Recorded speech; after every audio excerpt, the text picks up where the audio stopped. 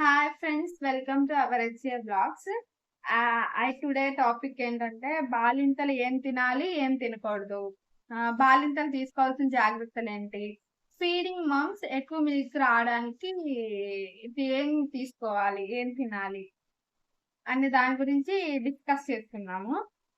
Actual గా మా mummy అయితే ఇదేంటి నాకు సిజర్ అయిన తర్వాత తలకి బాలింతలు మెయిన్ గా తలకి గుడ్డ కట్టుకోవాలి. గుడ్డ కట్టుకునే తలకి క్లాత్ కట్టుకునే బయటకు రావాలి. మంచులో అంటే ఈ ఇయర్ లోకి గాలి వెళ్ళకూడదు అనమాట. అట్లీస్ట్ 2 months వరకైనా కట్టుకోవాలి. ఇయర్ లోకి గాలి వెళ్ళకూడదు. అండ్ గాలి వెళ్తే చెవుడు వచ్చింది సంథింగ్ అట్లా అంటున్నారు. ఇంకా ఇంకా ఏం చేయాలి? ఇంకా మొహం కడుక్కునేటప్పుడు వేడి నీళ్ళతోనే కడుక్కోవాలి, సన్ని నీళ్ళతో కడుక్కోకూడదు. బయటకి బాత్రూమ్ కి దేనికైనా చెప్పులు వేసుకునే వెళ్ళాలి, మామూలుగా నడవకూడదు. చెప్పులు వేసుకుని వెళ్ళాలంటే నార్మల్ గా నడవకూడదు అంటే ఫేస్ వాష్ చేసిన, బాత్ చేసుకున్నా ఇంకా హాట్ వాటర్ తోనే చేసుకోవాలి. అండ్ హాట్ వాటరే తాగాలన్నమాట. డ్రింకింగ్ వాటర్ కూడా హాట్ వాటర్ అయి ఉండాలి. ఇంకా ఇంకా ఇంకేం తినకూడదు అంటే వాళ్ళు బాలింతలు మెయిన్ గా ఇదేంటి చట్నీ పచ్చడి ఉంటది కదా, పచ్చడి శనగ పప్పు పచ్చడి వేస్తారు, అది తినకూడదు. గుట్లు తగ్గేదాకా తినకూడదు. మెయిన్ గా చికెన్ తినకూడదు.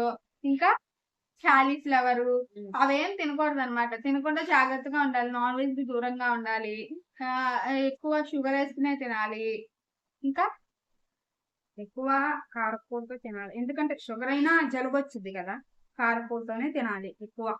షుగర్ బేబీకి జలుబు వచ్చిద్దని అది కూడా చాలా తక్కువ, లిటిల్ బిట్ లో వేసుకుని తినాలి. అండ్ అలాగే కారపొడి ఎక్కువ వేసుకుని తినాలి. అండ్ అలాగే మిల్క్ ఎక్కువ ప్రొడ్యూస్ అవడానికి ఏమేమి తినాలంటే మెయిన్ గా రస్కులు తినాలి. రస్కులు విత్ మిల్క్ తో రస్కులు నుంచి తింటే బాగా, నేను అదే తింటున్నాను. నేను తినేది చెప్తాను. తింటే మిల్క్ బాగా వస్తాయి, బాగా పడతాయి అంట. అలాగే రా పపాయ ఉంటది కదా, రా పపాయ తినాలి. రా పపాయ తినడం వల్ల కూడా మిల్క్ బాగా పడతాయి. అండ్ అలాగే అదేంటి కారపొడి ఉంటది కదా, కారపొడి విత్ నెయ్యి, అంతేనా?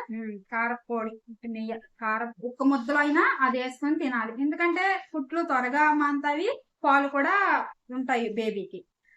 పుట్లు త్వరగా మాంతానికి బేబీకి పాలు ఎక్కువగా ఉండడానికి కూడా కారపొడి ప్లస్ నెయ్యితో కలిపి ఫస్ట్ స్టార్టింగ్ తినాలన్నమాట. అలాగే ఇంకా రాపపాయ ఒకటి తినాలి. ఇంకా తెలగపిండి తినాలి. మీకు ఎవరికైనా తెలగపిండి అంటే తెలుసా? చికటి పిండి అని కూడా అంటారు దాన్ని. అది తిన్నా కూడా పాలు అనేవి బాగా పడతాయి. చిన్న చేపలు తినొచ్చు. అండ్ తలకాయ మాంసం తినొచ్చు. తలకాయ మాంసం తినటం వల్ల బేబీ హెడ్ అనేది నిలిపిద్దని అంటూ ఉంటారనమాట. బేబీ హెడ్ నిలిపిద్ది తలకాయ మాంసం తినటం వల్ల. ఇంకా కాళ్ళు తిన్నా బేబీ కాళ్ళు కూడా సాఫ్ట్ గా సాగుతాయి అన్నమాట. కాళ్ళు తింటే సాఫ్ట్ గా సాగుతాయి. తలకాయ మాంసం తింటే బేబీ తలకాయ నిలబెట్టిద్ది. ఇంకా అంటే హెల్దీ ఫుడ్డే తినాలి, ఎందుకంటే ఎక్కువగా పత్యం చేయాలి. ఎక్కువగా బాలింతలో పత్యం చేయాలన్నమాట. హెల్దీ ఫుడ్ తినాలి. అండ్ సీమ్ పట్టేవి ఏమి తినకూడదు. జాగ్రత్తగా ఉండాలి. చిన్న చేపలు తినొచ్చు, తలకాయ మాంసం తినొచ్చు, నల్ల చేపలు కూడా తినొచ్చు అంట. అండ్ మటన్ కూడా తినొచ్చు తక్కువగా. ఇంకా నేనైతే అవి తింటాం. మెయిన్ గా నేను తినేదంటే మిల్క్ ప్లస్ రస్కులు. మిల్క్ ప్లస్ రస్కులు తింటే బాగా పాలు పడతాయి. మెయిన్ గా నేను 5 తింటా, రోజు 5. మెయిన్ గా తినాల్సింది బాలింతలు ఈ 5 తింటే మాత్రం పాలు ఖచ్చితంగా ఎక్కువ పడతాయి. మిల్క్ ప్లస్ రస్కులు, ఇంకొకటి రాపపాయ, కారపొడి విత్ నెయ్యి, ఇంకొకటి మటన్, తలకాయ మాంసం. ఇవి తింటే మిల్క్ అనేవి బాగా పడతాయి అన్నమాట. నేనైతే అయ్యే తింటున్నాను డైలీ. మా బేబీకి మిల్క్ బానే తాగుతుంది, బానే పడుతున్నాయి.